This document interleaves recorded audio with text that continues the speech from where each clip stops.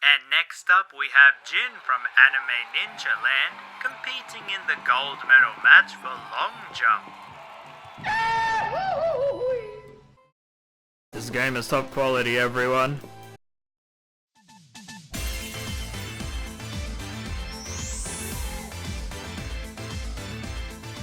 Now that's comedy. Well, here we are. It's the Golden Experience, Xenoblade style.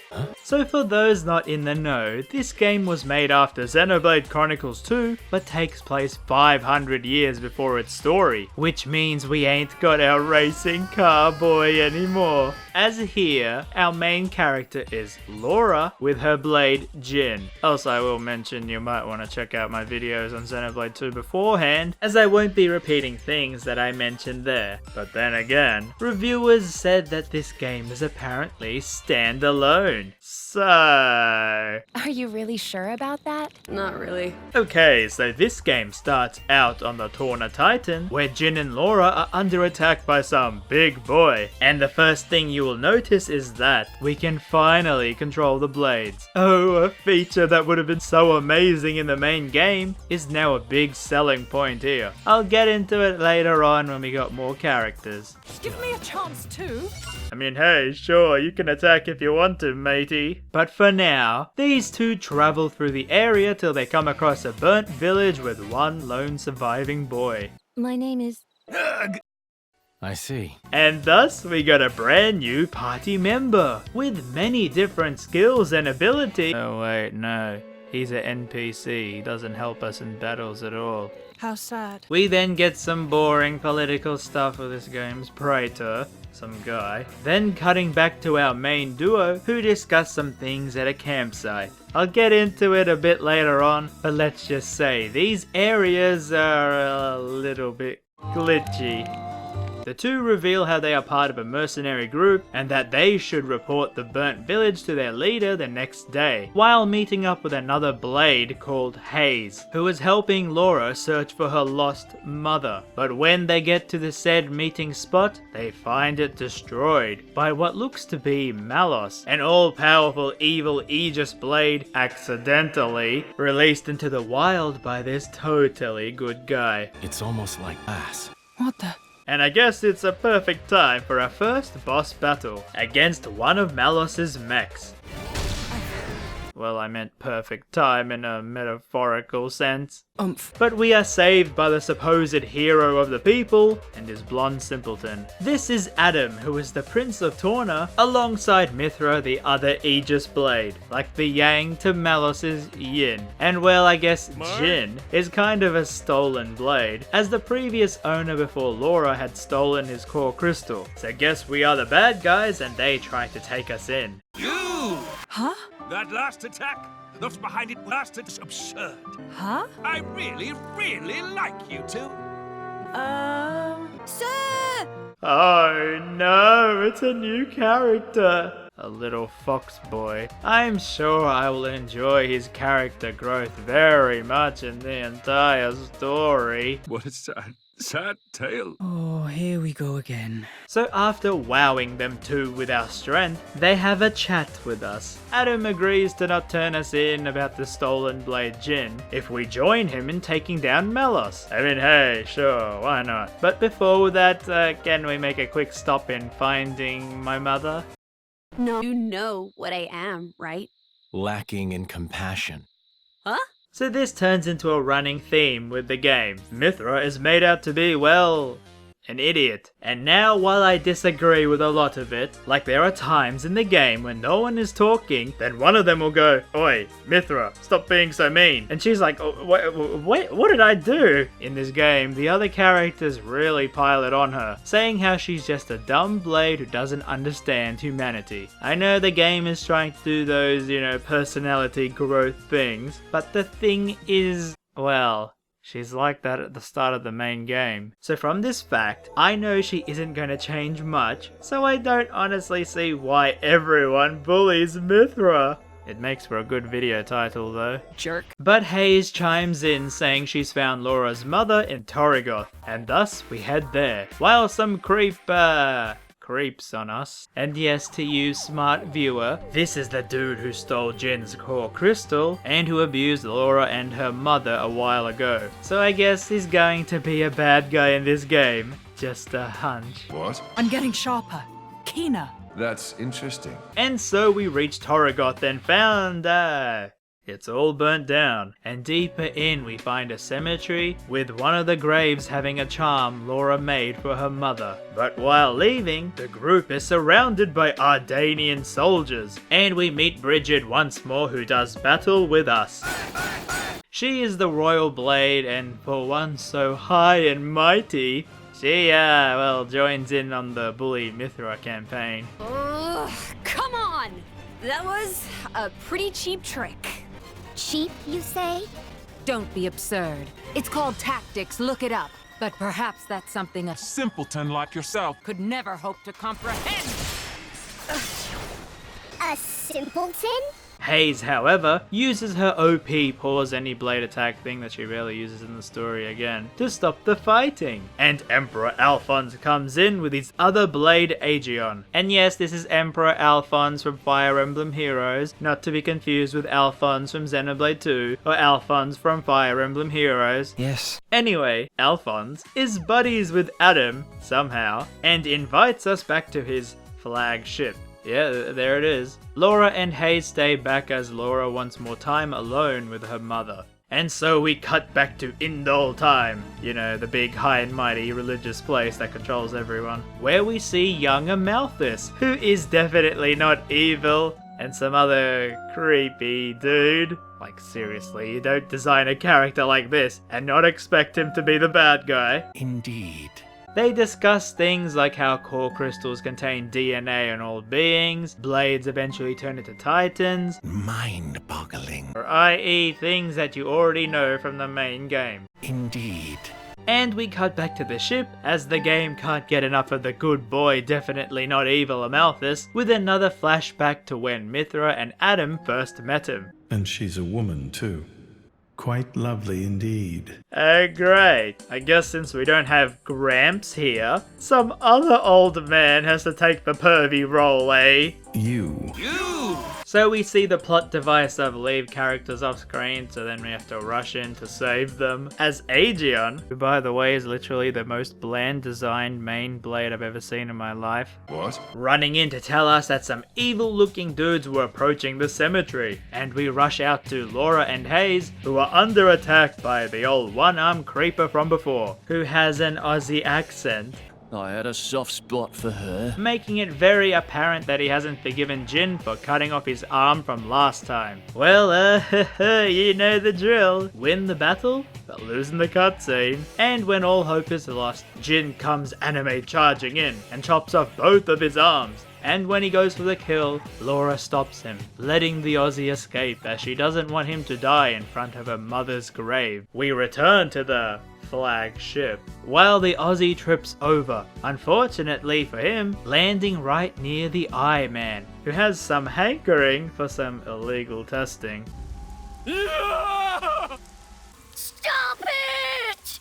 And now we have Alphonse and his two blades joining our party. Wait, what? I guess this is a good time to go over the combat for the game. And for what it's worth, the combat is the best part of the game. It takes the same overall mechanics of the main story, so initiate combat, then auto attack while building up meters for the special attacks, which you press buttons when they're full. But the difference here is, firstly, you don't get the blade Pokemon system. These are the only blades you bond with, which of course means different things for the orb tree. So in the main game you had to pick the right blade elements to then work your way up this tree, with level 1 being the meter on the right, then level 2 and so on with your party members. But here, there's no tree, and the game rewards you the same for any combination of elements. Thus, when the party gauge is full, you can do an all-out attack, picking an element to defeat the orb types here. And if you destroy an orb you get another round, and so just piling on the damage. Now another feature is controlling the blades. Laura gets Jin and Hayes, Adam gets Mithra, and Alphonse gets Bridget and Aegeon. So with the D-pad you can swap them out in battle, which attacks the enemy, while also refilling your attacks on the right.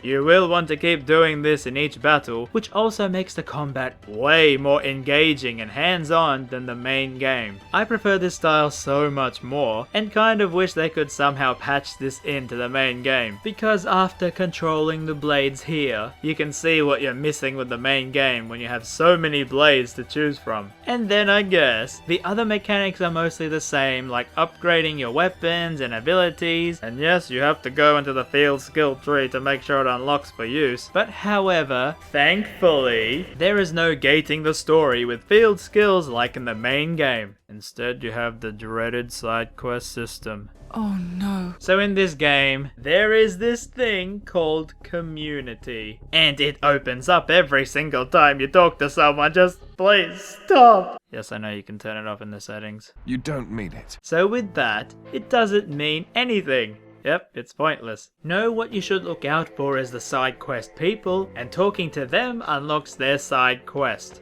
Doing it will make the person very happy to join your community, and if you have enough of these people happy, then your rank goes up. Now why is this a big deal, you may be asking? Well, let's just say you're playing through the main story, not really focusing on these. All of a sudden, the game will roadblock you saying, "Hey buddy, you need community quest level 2 to continue." I guess you could look at it as a way of the game telling you to play the side content, but you know, it's pointless forced padding to a short game to make it feel longer than it really is. Wow, I can't believe it. I'm sorry, I always seem to have some big issue with these games, and this seriously was the biggest one. By forcing the player to do these side quests to proceed with the main story, you kind of stop caring about the side content. I mean, most of them aren't even voiced, so when you're forced to do them to get to the main story back to back, you kinda just speed run them. My advice would be to do as many side quests as you can on your journey, otherwise you'll have so much to do back to back with no end in sight. Also, one other thing I want to mention is the campsite. Here is where you can rest and level up with bonus XP, but also where you craft items and such which you will need for side quests. However, there's this thing called the chat thing, I don't know what it's called, which I honestly did not use, mostly because the scenes were not voiced. Yeah, what can I say? I love my dumb English dubs, okay? Hey, are you angry? I'm not. That's interesting. Me? Malice, enough. You think this is bad? Just stick around for a bit. Also, I was kind of scared to visit them after the game literally crashed on me when visiting one. Yeah, it's not letting me do anything, okay? What? Anyway, we go back to the story, with some little bits here and there, kinda showing how Adam is worried about Mithra, as she has this crazy power within her, but doesn't think she can control it. Just mentioning that for later. Next to each other like that? You really do look like twins, you two. So we arrive back in Torna, when a soldier warns us that Malos plans to attack the capital. How did this lowly soldier know that? Who knows? All I know is we got a long journey ahead of us because of this boss.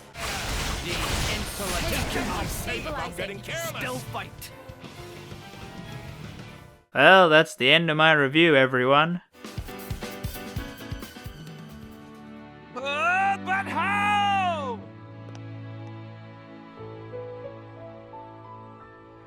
Titan's foot. I almost had a heart attack. I don't even know what to say to that. Okay, but with the boss battle, the game introduces another character whose name is Minoth. Oh wait, who's Minoth? Okay, am I meant to know? Oh! It's him! Mr. Coughing Man! You've got an interesting way of fighting. His hope caused this. Or his despair. Despair? Oh, come on. And I guess after defeating the boss, it's Milton's time to show why the devs created him, his sole purpose of being in the game. I make sure you get enough to eat. What? I don't know where you put all that. I'm the Aegis! I need all the fuel I can get.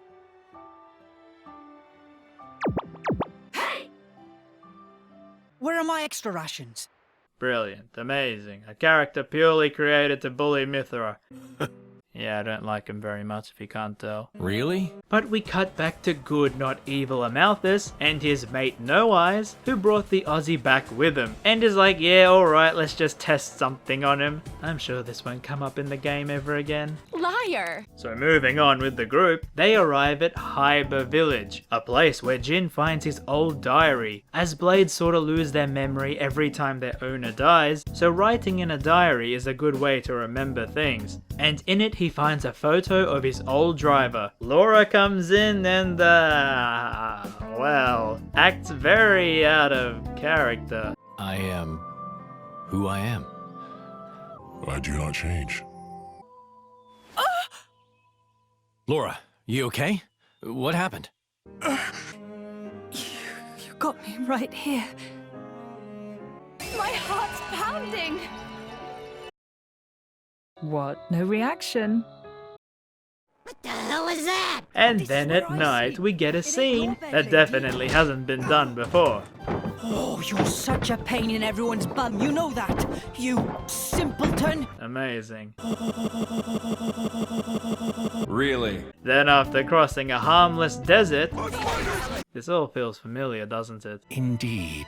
We arrive at the capital, which looks down on the whole Tornan Titan. Adam notes how this is actually Safety Lock Titan, as when the crystal is in this tower, the Titan is peaceful, but before, it was a huge destructive monster, blowing up other Titans. Gee, what a convenient thing to say, Adam. I wonder why you didn't mention this beforehand. And so we meet with the Tornan King, who asks our group to be the guards for the tower against Malos' attacks. We agree, and what amazing timing! Malos and his buddy Mex attack the capital. And so we have a mini boss rush mode, after which we finally meet the main villain. Hello, partner. He has an awesome presence. If this is a joke, it's not funny. And I guess we have been pumping them iron since our last death, and we easily win. We can take them on a bit later. Oh sure, Laura. We definitely will fight him later while, you know, he's nuking the city. What about it? And so we beat Malos in gameplay, but lose to him in the cutscene, as he escapes on his mech. And while it looks like we might have to fight more of them, look who comes in to save us. Why yes, it's Gramps.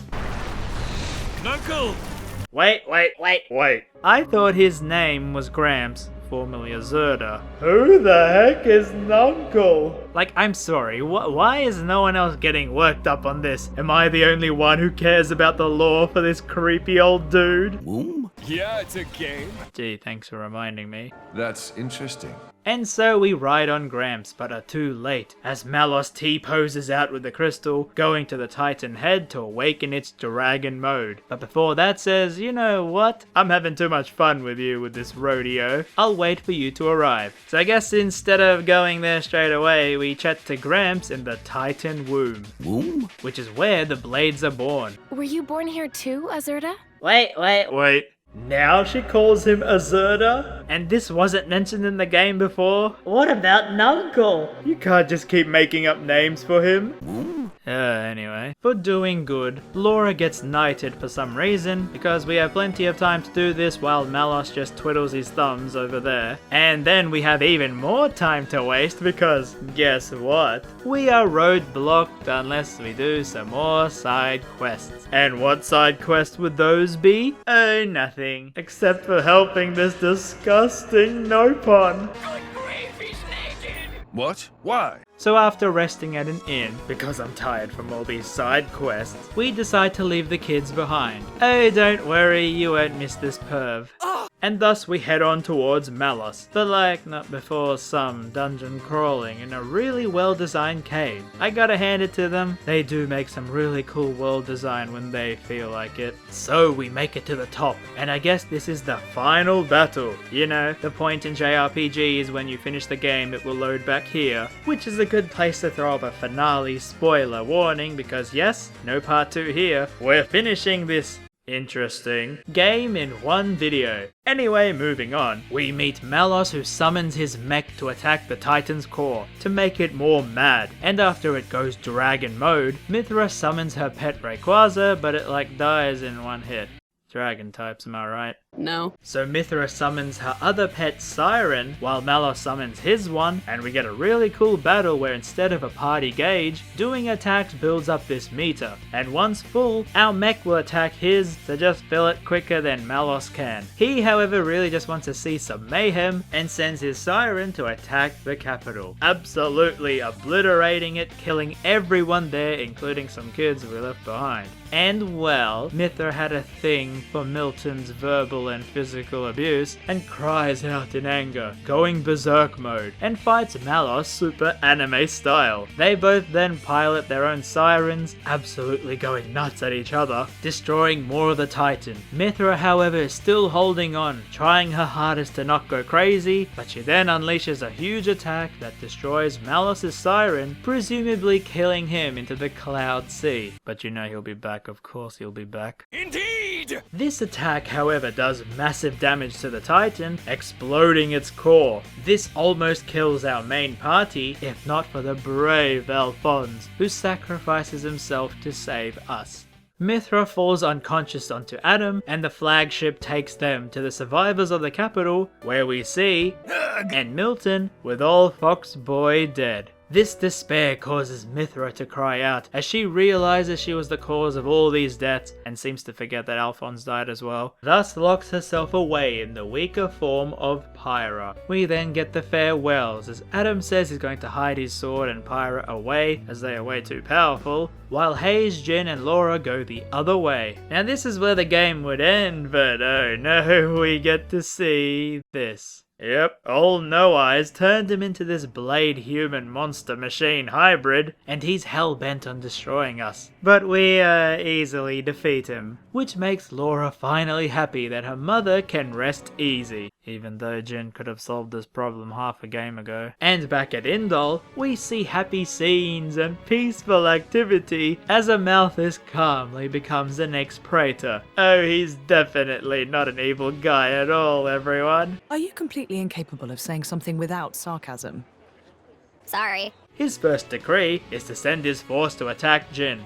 Lovely. We then see Laura, Jin, Hayes, and back in the forest as Jin looks back, seeing Indol's forces come to kill them. We then cut back to Jin burning his group photo they took at that village, while Gramps asks him whether he'll see him again. Jin says, lol no. And we then see Rex finding Pyra, linking the game to the main story. Really? Okay, so before we bring the end spoiler skippers back, I have a few issues with that ending. So firstly, it just feels like the story here wasn't fleshed out as they wanted to. Like while playing the main game, I always thought that bit where Mithra destroys Torna as this crazy huge war event. You know, some epic crazy battle on a huge scale. But now it was just due to some fox boy dying. I don't get it at all. Alright, anyway, okay, everyone's back here. So I will say, I have a lot of issues with this game. I played Xenoblade 2 when this was released, and everyone online was praising it to no end. And I guess I got overhyped on it. A story that could have been worthwhile and added to the main game's plot.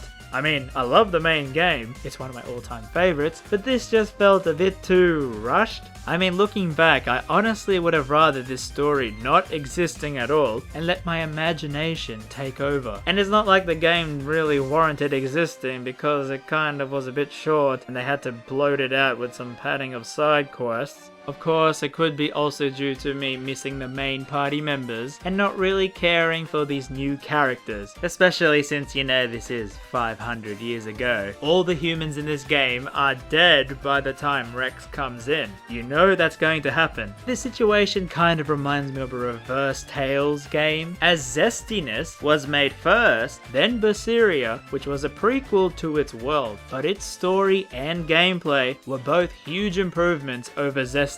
So I kinda was hoping that a game like this would have been on that level of quality, but unfortunately it wasn't for me. The gameplay and music were standouts, however. I do honestly wish this combat was updated to the main game, as I don't think I can go back with that slower style and not controlling the blades. But yeah, I guess I'm in the minority when I say this. I don't think this game is worth it, even if you are a fan of the main game, unless you really love Jin and seeing Mithra getting bullied. Xenoblade, then yeah, if that's your thing, then I guess this game is for you. But if you've never played a Xenoblade game, do not start here. I don't know why so many people said it's standalone. It is not. Play the main game first, then this one. Or watch my videos on it. Nah. I guess looking back, it could be a sign of fatigue on this style of gameplay. I mean, maybe I do need a break from these kinds of games, but then again, I really enjoy the stories these people tell. Man, if only there was another Xenoblade game that had a different style of gameplay, but still the amazing story and world building that the main game was known for. Oh well, maybe someday. Oh my god! Trojan, RamZaes, Magnum, Sheik!